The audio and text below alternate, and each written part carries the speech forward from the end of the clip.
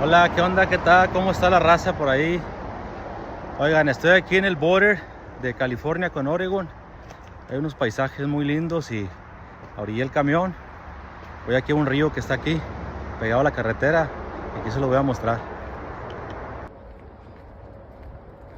Bueno, estoy en medio del bosque, en el norte de California, ya a unas millas de cruzar a Oregon. Pero déjenme mostrarles el río que se ve. Encontré un camino y bueno, aquí hay unos troncos, están talando, yo creo. Vi unas camionetas en otra brecha por ahí cercana.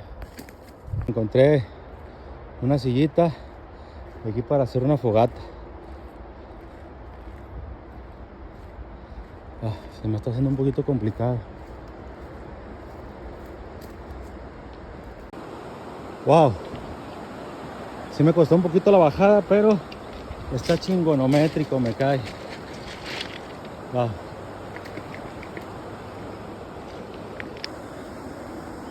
Wow, qué bello. Me sirve esta piedra. Enorme.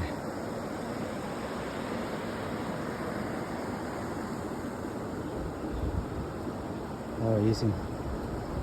Me toca echarse un baño aquí.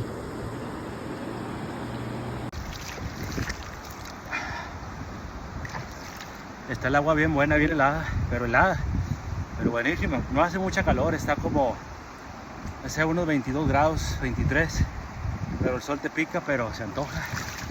Así que estoy solo en el bosque, me voy a desnudar. Pues, ¿qué pensaron? ¿Que no me iba a meter o qué? Está helada, heladísima.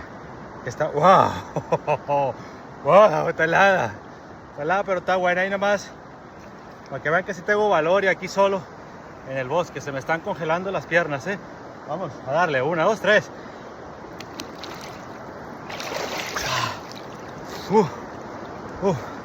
Bueno, ahí quedó, van a dar un poquito y... Ay, güey, talada. Ahí nos guachamos. Bye.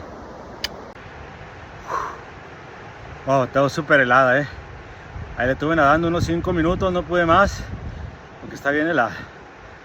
Bueno, eso es todo por hoy.